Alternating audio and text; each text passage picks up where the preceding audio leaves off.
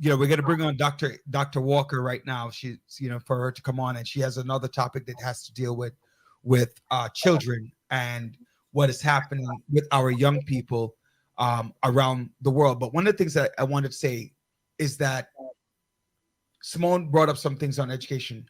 It's what are the other things that you're offering to your school? Because you're the principal. What are the other things like? What are you? Okay, are you just stuck on reading, writing, and arithmetic, or whatever they call it? But are you interested in club and activities? But now we want to pivot to our Dr. Ingrid Walker-Descartes, and so to talk about another component that are affecting young people in school that welcome, affect Dr. Walker. Welcome. their learning. So welcome, Dr. Ingrid Walker-Descartes. Thank you. Just say hello to our audience. So hello, as Roderick noted, Dr. Ingrid Walker-Descartes.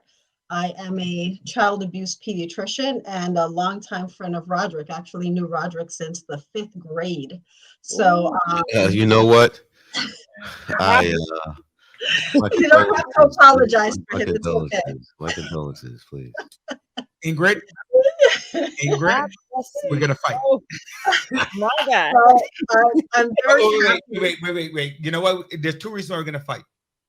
One, we're always fighting, Roderick. I know, ever since, right? Nothing new. You just showed, because you look so young, I look so old. So people to know that we've known each other, we've been. You know what? I'm not liking you right now. Well, you need to change your foundation. Oh, yay! By the way, she's been like this all her life. Yes. So welcome. Thank you, Roderick. So just talking a little bit about what I do, and really wanted to come on. I want you to go back a little bit though, Ingrid. Mm-hmm. Tell us a little bit about where you're from, your background. Because a lot of people, because one of the things that John spoke about, I don't know if you heard that conversation, that people, they don't step outside and don't understand that within their own communities that they can evolve. So I want to make sure that people understand exactly where we're coming from, and we're not just talking it, we're actually living it. Okay. So my name Ingrid. My name's Ingrid Walker-Descartes. I'm actually born from Jamaica. I came to this country when I was about 10 years old. Went into the public school system. Actually, Roderick and I were in classes together, and got an opportunity for an academic scholarship through the A Better Chance program. Went away and basically just with the foundations of A Better Chance, which one of the components of what they do in the mission is to actually educate students of color from public school settings and set them up with foundations so that they can go on to levels of leadership in society. So that was kind of my launch. Come from a very proud West Indian Jamaican home. So a lot of what was said before about not having where you start from dictate where you end really resonates with me. I'm really happy about tonight's opportunity to come back and to some extent reflect on our culture and how we raise our kids, and talk a little bit about how it relates to my work in child abuse pediatrics. So from there, I can talk a little bit about what child abuse pediatrics is and how I became interested in it. I went to medical school, and when you're in medical school, a huge part of it is, yes, being in the classroom, learning about the physiology, pathophysiology, but going back out to the communities and the Black communities around where the school is, and participating to address what I consider, now in a position of educational leadership, aspirational disparities in our children, where they need to see young people doing positive things, and to some extent aspire, hopefully, to do that in the future. So by going back and volunteering in the community, I was able to do this. But I came across just kind of the consistent theme of trauma, and even more so working in a clinic where I saw children in foster care, coming across the theme of trauma, and seeing a system that to some extent over polices Black families, but also in those cases where it's indicated, a lot of Black and brown kids that are traumatized by the various forms of child abuse, which means neglect, physical abuse, emotional neglect, as well as sexual abuse. And so with the field of child abuse pediatrics, you get your training in pediatrics where you're a general pediatrician, but then you go back and do additional training to actually see how you can manage, advocate for these children, and hopefully prevent these types of abuses from happening. So that's a little bit about my background and what it is and why it matters. So I'll stop there and see if there's anything that anyone wants to interject before I kind of move on. When you talk about the different abuses, right? Mhm. It's kind of scary, especially when they come from the educational perspective. Mm-hmm. So I want to ask one question before we even go into your specialty of what we want to talk, which is primarily sexual abuse. What are some factors that people have to look for when they look for abuse? What are some factors what are some things that for parents out there who are maybe Signs, hiding, maybe not seeing it, maybe the vision is blurred or whatever. What are Well, some things you need to the very root of child abuse comes from lack of resources, and lack of resources can do two things. It either has parents make poor decisions around safeguarding their children, or it doesn't afford the resources to keep your children, how would I say, to ensure that your children are safe. So it really stems from lack of resources, some of the forms, more specifically neglect. Okay. And as a person doing this type of work and as a specialist, we are trained, and there are times that I have to advocate within the system to say, you know what, this family, these children look like they're neglected. However, though the jackets aren't warm enough for winter, the clothes aren't warm enough, they are clean. So what that's telling you is that there's a lack of resources. The family's doing the best they can, but they need additional supports to help them do that, versus where there's more than enough resources, and the parents actually decide that they're not going to avail this to the children. So that being said, you're going to see all these types of abuses in resource-rich environments and resource-poor environments. And you really have to get to the bottom of why that is. And a lot of times what there is are mental health conditions, especially in the parents, drug use or abuse. Sometimes people are self-medicating because of mental health issues. So really it stems from, again, if there are mental health issues on board, what are resources, and how caregivers are making decisions around the use of those resources to safeguard their children. You know what, Doctor? You just hit on something very important. The whole component of mental health and mental illness. And some of those who suffer from it try to cloak it or cover it up by engaging in criminal activity and avoiding situations where it's obvious that they need assistance. Take, for example, in school. Why go to school when I may be embarrassed because of my inability or the issues that I have, but I'm not ready to confront them. Sometimes we have to learn to be able to confront the demons that we have. And that's the only way we're going to be able to resolve that. Mm-hmm. Well, we're also in a community, and our culture does not make it easy for people to confront those demons. We don't make it easy for people to say, I hear voices, or the voices are telling me this, or the voices are telling me that. We don't make it easy for people to say, I want to see a psychiatrist, or I feel I need medication for this. We don't make it easy. And so because we don't make it easy, we have a lot of people that are not only engaging in illegal behavior or activities, but also our children who are now experimenting with drugs that we don't even understand how it impacts our minds to try to feel normal. So that's a whole other conversation, but also still related to what I do, which is child abuse pediatrics. Because what we find is that as I work with families and work with children who present with mental health issues, once you peel it all away, a majority of them have experienced one of these types of traumas that have not been addressed when it happened. You are very passionate about one specific child abuse that is there, right? Did we lose her? Yeah, she gonna come back in. Okay, so give her, it's child abuse is a very serious thing. Very serious. And sometimes, I hate it, but sometimes parents are in denial and we're in denial. And when we get her back, okay, there she is. Yeah. So you're very passionate about child abuse, child sexual abuse. I'm passionate about all the forms of abuse. I will correct. I agree. But I want to talk about the one we are most uncomfortable talking about because we need to talk about it. So how do conversations that are considered taboo contribute to the well, first of all, what is child sexual abuse? Let's define that for our audience. Well, I'll keep it very simple. It's the inappropriate involvement of an adult with a child around any kind of sexual behavior, that's no matter slight. That's too that's too doctory. Try to. No, it's not. No, it's not. No, it's not. Straight to the point.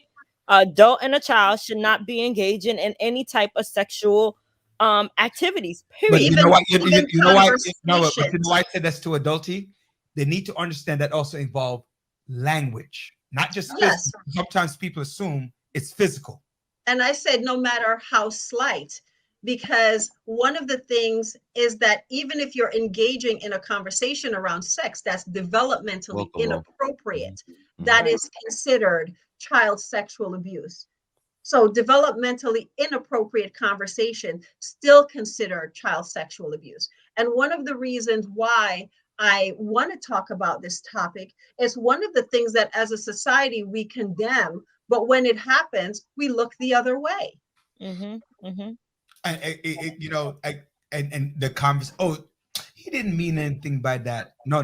I don't care if you didn't mean anything like that. You're not having those conversations with my kid. Well, that's for the parents who are very savvy and engage with their children about what other adults are talking to them about. And the reason, when people say to me, how can I prevent this from ever happening to my child? I say, talk to your child. Mm-hmm. Because I will tell you, a part of my work is definitely knowing about trauma, but you also have to delve into what I call the dark literature, which is reading what perpetrators and pedophiles do. They study how to disarm our children. They study how to disarm us. And there are tactics and techniques that are used to make sure that they have access to our children. So the only way to prevent it is to have open conversations about sex, sexuality, and all those things that I believe that as a culture, we call big people conversation. Mm-hmm. Because pedophiles and perpetrators will say, show me a child that hasn't spoken to their parents about sex, and I will show you my next victim. Doctor, we're both from the background. And thank you. I see the comments coming from Simone. Yeah. Simone just said something before. Monet Harris. Yeah, Monet Harris would. Big Mo. It happens in a lot of families a lot. And fact. One of the things that, and I tell parents all the time, if it didn't work for you, it's not going to work for your children. If it didn't work, so when you say to your child, "Don't have sex," what does that really mean to that child? Well, I'm going back even before we have that conversation about don't have sex. And I want to go to Monet's comment where she says it happens in families a lot. Because when we talk to our children and we tell them don't have sex, we envision this stranger. We envision somebody coming out of somewhere dark and snatch them up. Mm-hmm. Pedophiles and perpetrators don't look like that. They look like Uncle such and such. It looks like that person you're always telling your child to go hug up and kiss them. And when the child says no, you still force them to go and hug up and kiss that adult. So that child gets a sense that, you know what, when it comes to this person, my parents are going to always be on their side. So it's not getting to the point where you're saying don't have sex. You haven't even broached that conversation with your child before this person starts saying that. And we have to give our children that security that I don't care who it is. It could be uncle such and such, grandpa such and such, cousin such and such. I don't want them talking to you about this. You have any questions about it, come to me. Because our children envision these strangers that are going to do these things. And when people with access do that to them, they don't even know or have the context to process this, to know that, oh my God, mommy talked about this, or daddy talked about this. So Simone comment is what I was alluding to, right? Some parents are so uncomfortable talking about sex with their children, which is what I was alluding to, where you stifle the conversation before the conversation can start. But well, the conversation needs to start before our children even have words, Roderick. And what we don't acknowledge is kids start knowing their sexual parts and organs by 9 months. By 9 months, a little boy is grabbing on his penis and you can't get it out of his hand because it feels good. There are sexual behaviors in children that are normal, that we don't give an opportunity to talk about that and tell our kids, this is a part of your body. This is normal. If you touch it, it's going to feel that way. That's normal. That's for you to touch, nobody else to touch. That's for you. That's why it's called your private part, so on and so forth. So there's a part of it where the conversation around that starts before our children even have words, and we have to start preparing to talk to them at the pace that they're going, because they go very fast. We don't give children the credit for all the things they take in and they understand. And we talk to them about it when we're ready. And our kids are months and years ahead of us, especially when it comes to that. That's true. That is true. Simone writes that parents and caretakers forces children to hug. If this child said no, and I guess she's commenting, she's agreeing with what you're saying when you say, yeah, that's so true. Because we send a lot of mixed signals to our children, right? And a part of it is owning your body. And one of the things I'll say is the best way, and one way to prevent sexual abuse of children, is to arm them with the correct words. And that is, I know when kids are growing up, penis, we call it teely, a vagina, we call it this or that. Teach your children the proper names for their private parts. This is a penis, even if they call it a peanut, still they can say it right, or a vagina. Teach them the proper name, because I will tell you, when your child comes and tells you that someone has been touching their cookie, no one knows what that is. And when they have to speak to the appropriate authorities about it, that goes nowhere, because they have lawyers who are savvy to say, yes, Uncle such and such gave her a cookie. What is she talking about? So you want to arm your children. So when your child says, that person touched my vagina, you know what they're talking about. And I can tell you, a child may not be able to ward off an adult completely, but if a child says, why are you touching my vagina? Why are you touching my penis? I bet you that's the last time that adult will do that. I want to move.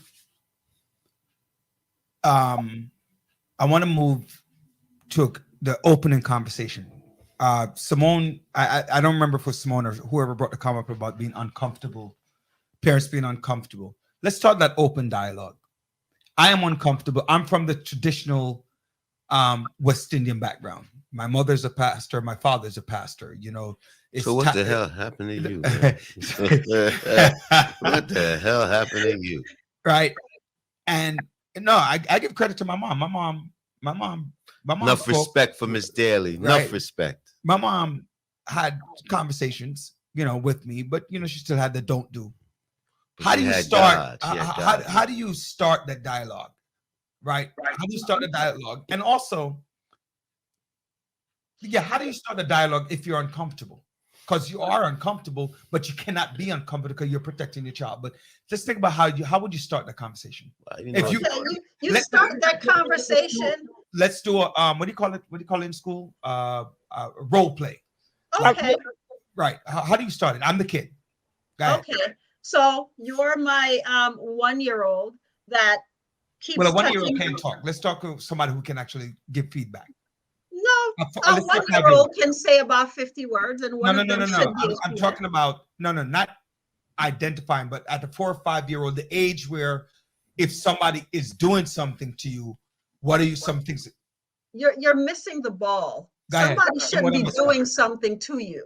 that conversation should be had. And that's why I'm pushing for an earlier age group. Okay, go ahead. Pushing for earlier age group. So you have your 2-year-old, and 2-year-olds are very curious. They really want to, how would I say, show you what they know. You can understand 50% of what they say, but not so much.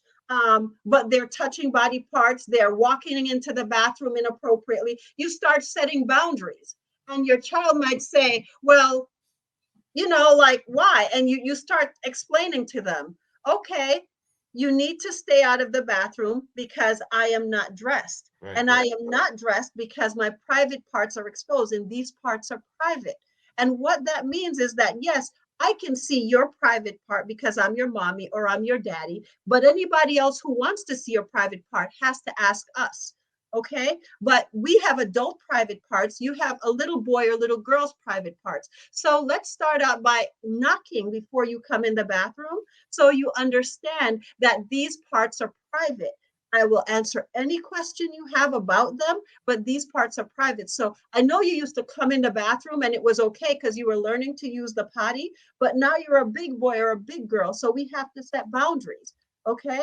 And so you start with those kind of interactions, because one of the things that people who groom children do is getting the child used to nudity, their nudity. So sometimes what it starts out with is, let's play a game and see who can pee farther. And we know that with little boys and little girls, the child sexual abuse rates are the same. Boys just don't tell. Okay. And a part of that is because as a society, we don't allow boys to tell. So it starts with that game where you have your penis out. We don't believe that people are touching boys. Well, that happens too. Yeah. So I play a game. I take out my penis. You take out your penis, and let's play a game. See who can pee further. Now we're both comfortable with our penises out.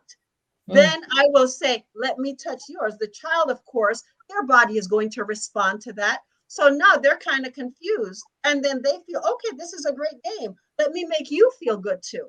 So these are the type of things where we have to start setting boundaries. So when that adult says, oh, take yours out, they're like, no, that's my private part. And I don't want to see yours. That's your private part. That's so true. Do you find that a lot of young boys are abused and later on their parents discover that there was some form of abuse, or do you find that more in little girls? What are the rates? The rates, again, as I say, rival each other. Finding out is very difficult, and that's for several reasons, some physiologic that I don't go into. But that being said, there also, when we see boys having aggressive behaviors, a lot of times they're trying to, how would I say, make sense of what's going on. And sometimes we often explain away these behaviors as boys will be boys. They're just roughhousing. We don't kind of delve into it to say, what's going on? Because there's something, Doctor, you're right. There's something deeper, something deeper there that they have covered up, or they have manifested in engaging in certain activities so they don't have to deal with it. Correct. And not only that, to some extent, we protect the girls. And what we do is we kind of push the boys out there. So you will hear pedophiles say, I coach because I know that, the parents need somebody because they work a lot. So I'm going to be available. And, the parents work a lot. So they're going to want me to take this child home. So they look at these different things and these different opportunities. And I say to folks, when there's another adult that appears to love your child more than you do, boy or girl, you need to start asking some questions. Imani writes that she agrees with these conversations. As a young mother, I'm constantly telling my 3-year-olds I'm assuming they're twins, what their body parts are, and they know what's appropriate, what given privacy is. I think it's not about just giving privacy, but giving a separation, right? A separation between learning the difference between adults and children, right? Knowing your place. Like one of the things that annoy me a lot, Dr. Dr. You Walker. could just call me Ingrid, Roderick. Right. It's okay. Yeah, I know, right? After, I feel professional, right? Just for today. Yes, Ingrid. Just for today. Ingrid. Yes, I'm Ingrid. gonna revoke it. Right. After the 5th grade. Yeah. But one of the things is that what I hate most is when parents start having a conversation like, my child is my best friend.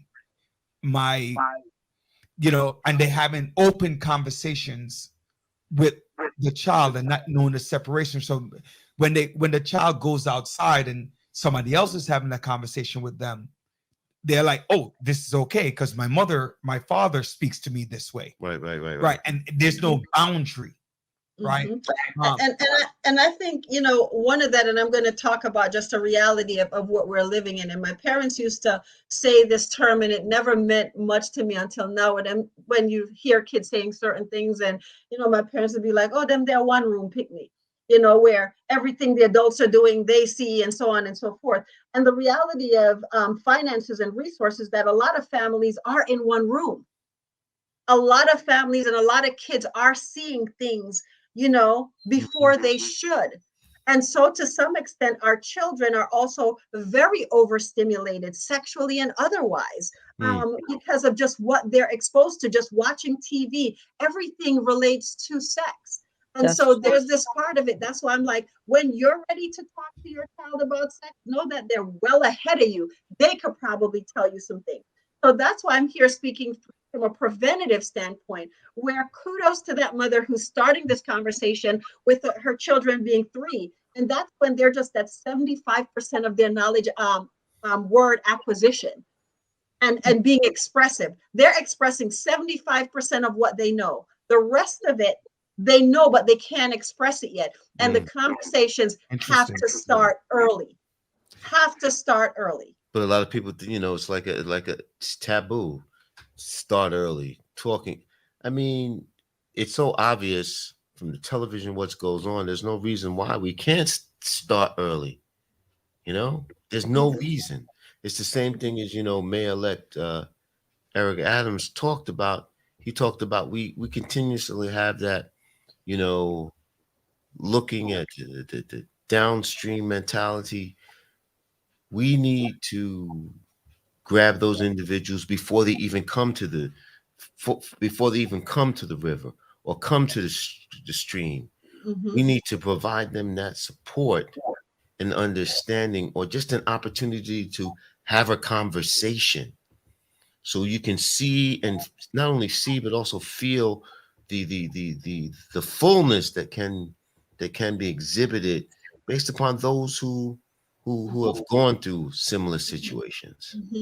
So it's really important in the upstream, when you're meeting, and we talk about this for social determinants of health, where you can see and meet the person where they are, but you also have to look upstream as to why that issue is flowing downstream. And that's why I'm here from that preventative standpoint. But I also see Simone say, is it wrong for a mother to let her son see her naked and explain what body parts are? I'm going to say yes, because there are books and illustrations that do a better job. Okay? I run. I see that. I run. Children are not only just visual. If they see it, they want to touch it. And so imagine if that exchange is happening between your son and you, that is inappropriate. There are a lot of books, that, how would I say, that explains that in an age appropriate situation, so that the answers can be addressed appropriately. Because I could just imagine, you showing your child something and they go, ew, mommy, like, that's not that exchange. A book will say it. You can explain from there and go from there. And what would be worse is you don't want them to be teaching that in school, and your child says, well, when I saw my mom's, no, inappropriate. Because kids, they have no filter. So they sure don't have no filter. They don't have to keep any secrets for you, I want to add on with last year, online learning, virtual learning, a lot of children were exposed to so many different things. As teachers are teaching, here it is, a parent's walking around naked And Oh yeah, I remember that. no, this happened more common, but then you also see abuse happening, the beating of Mm. children. So do you find that Lassie exposed more abuse than usual, or it was subtle, but people are just coming, Well, from frustration or whatever. yeah. Well, let's say abuse is always there. And I Right. find that when something happens in the media, it's like, oh, let's focus on this. What Mhm. happened, and I actually published an article on it, which is when COVID and the school shutdown happened. I basically, and a lot of my colleagues in this field said, let's brace ourselves. The Mhm. source of reports about abuse, 70% come from teachers. So imagine the I'm fact sorry, that say it again. 70% of those reports come from educators. Oh, you scared me. I thought you said another number. I thought this meant the No. other way, negative. So Okay. imagine now these kids aren't going to school where they have educators to advocate for them. Mm, mm. So what Deep. online schooling did was give us a window into those households, but Mhm. know that for the households that are really chaotic, those kids are just not attending school, period. Mm.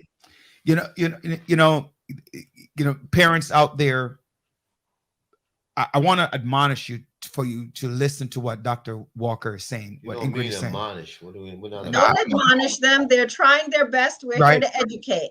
Right. So no, I want to what I'm saying in I know why I'm saying admonish, because sometimes we talk at the kids and not with the kids. So I'm admonishing you that you now start listening and saying, oh, you know what?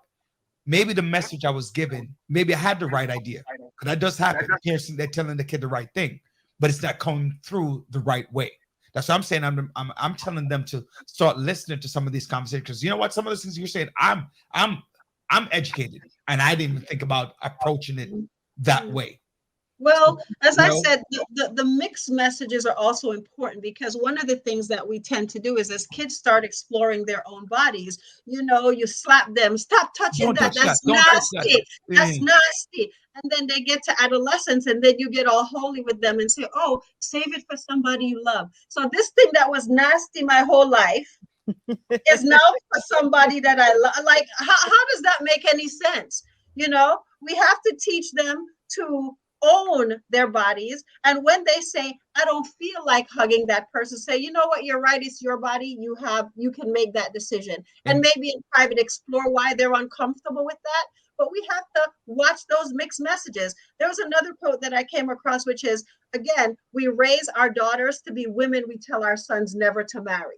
You tell your daughter, I want you talk up, I want you to take no crap from man, and this and this. And if your son brings in a spitfire into the house, you say, me not like her. She too bossy. She talk too much. She do this.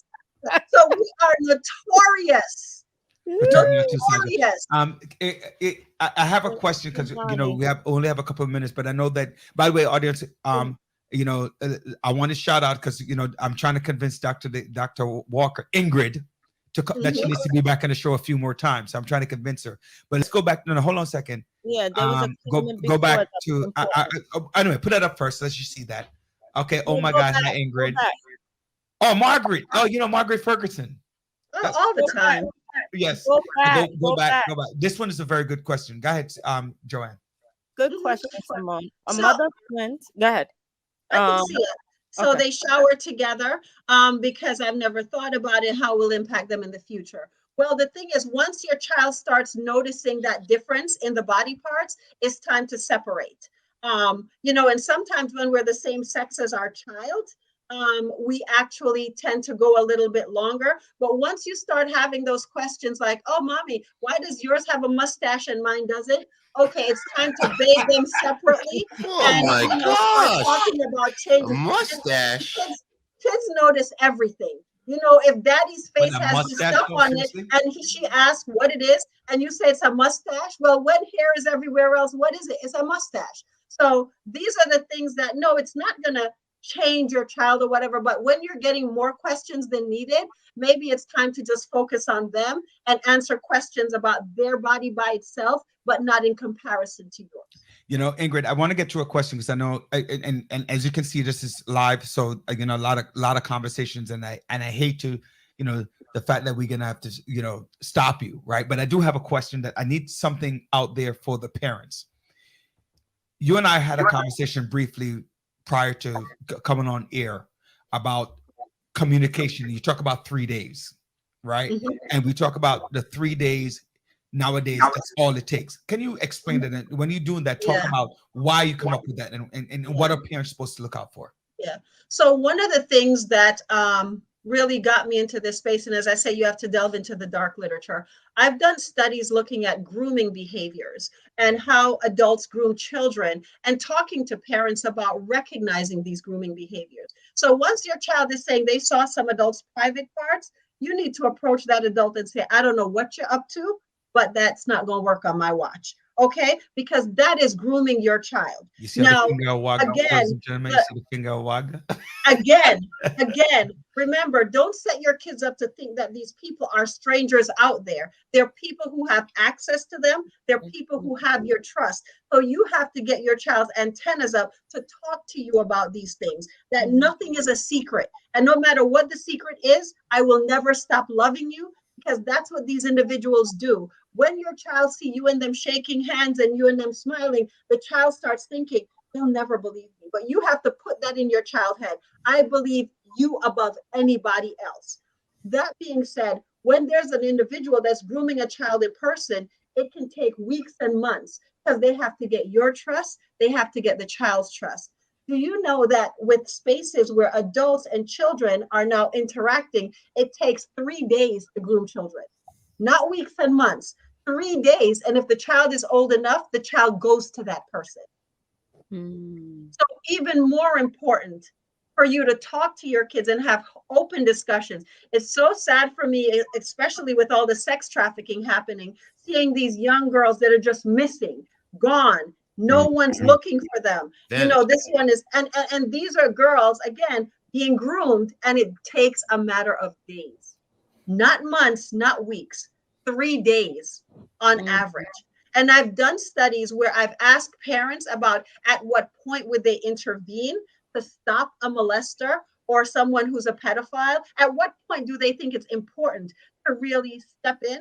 And a lot of parents that I interviewed said, I thought it was important to step in after they penetrated my child. However, a lot of parents said that. And a lot of parents also said, I would ask my child, why did you let that happen? So they put the blame back on the kid. They put the blame on the kid. Yeah, that's crazy. That's and crazy. that is automatic, because a lot of times when that happened, who gets to blame? The child. And what happens with that child? What happens with that child as that child goes up and goes through life? What happens? Correct. They're to blame, and you're holding them accountable for stuff we've never spoken to them about. And not that they have the ability to do something about. Correct. They're victims. They're not perpetrators. Correct. And sometimes they've been victims of the same abuse. And you have some parents that are like, it happened to me, I'm turn out all right. So, she would be all right. And it's not fair.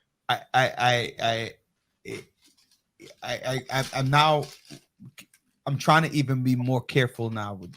I have all boys, and I have a conversation with them all the time.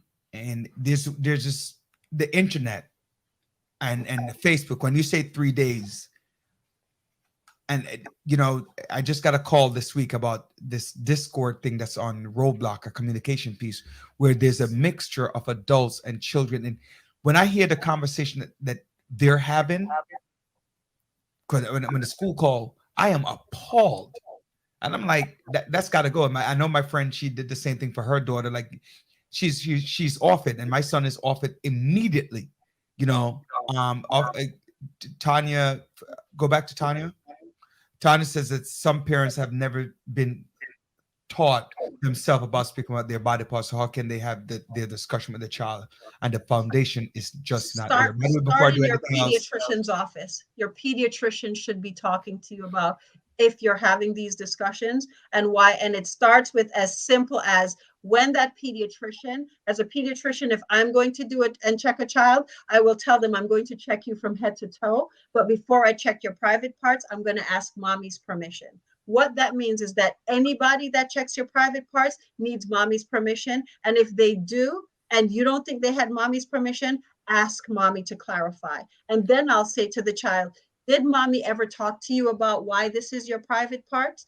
And the child, the mother sometimes say, yes, I did. And the child will be like, no, I didn't. So I stand between the mother and the child because I want to block them, because I don't want the child responding to mom's cues.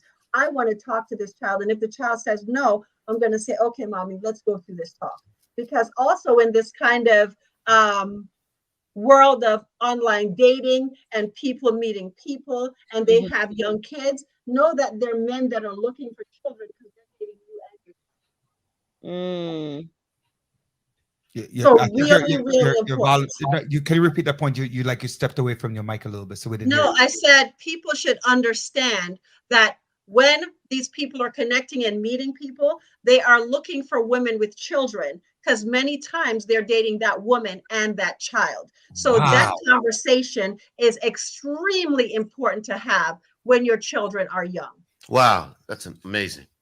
Good evening, cuz Dr. Walker is absolutely correct. A child should be treated as a child and not as a grown-up too fast. We as parents parents have to be very cognizant about what we do and say in front of our children. Agreed. And I hate to have to let you go, Dr. Walker. I hate to have to. I'm used to that. I'm Yes. hard to let go. But we have to work on you coming back. Yes. Because Definitely, Doctor. Some profound stuff you mentioned. Definitely. I think somebody had asked if somebody wanted to connect with you. I don't know if you do. Yes. How do they reach you? Go back to the comment. This is necessary conversation. Please know how viewers can get in touch and connect with you.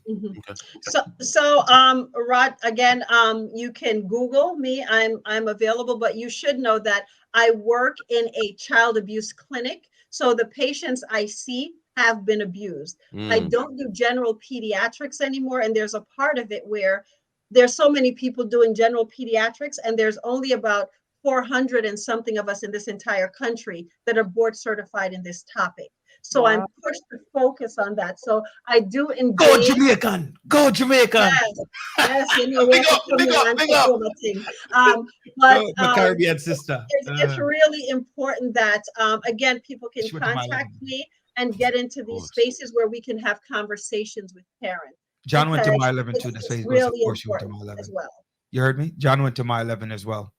Okay. So that's why he's, of course, that's why you went to school. You have to go to my 11. Oh, okay. Hey, Doc, well, you know what? I just want to just chime in my two seconds, since Roger tries to take all the air and steam out all the time. Not more than you, Ingrid. There we go. Doc, thank you. I mean, from what some of the things that you are really profound, and this has a lot to do with a lot of our young people. Andre is our next guest. Having that impact of mental illness and things going on because of traumatic situations such as that. It has traumatized them, and as a result, certain things they shut down and they compensate by engaging in activity or things that can really determine whether they're going to be successful or not successful in life. So, Doc, thank you very much. I appreciate it. Thank you. It's been a pleasure. And when you look at your schedule, because I know you're busy. When you look at your schedule, look back, speak to Andre. We get you back on. All right, cool. All right, I appreciate it. Thank you Doc, so much. You got anything to say before she leaves, Doc? No, I so appreciate this conversation. We're so happy to have you, and thank you for educating not only myself but our listeners. So we appreciate you. Thank you. Thank you. And Leroy just made a comment to you. Yes, I saw that. Thanks, Leroy. All right, God bless. Thank you, Ingrid.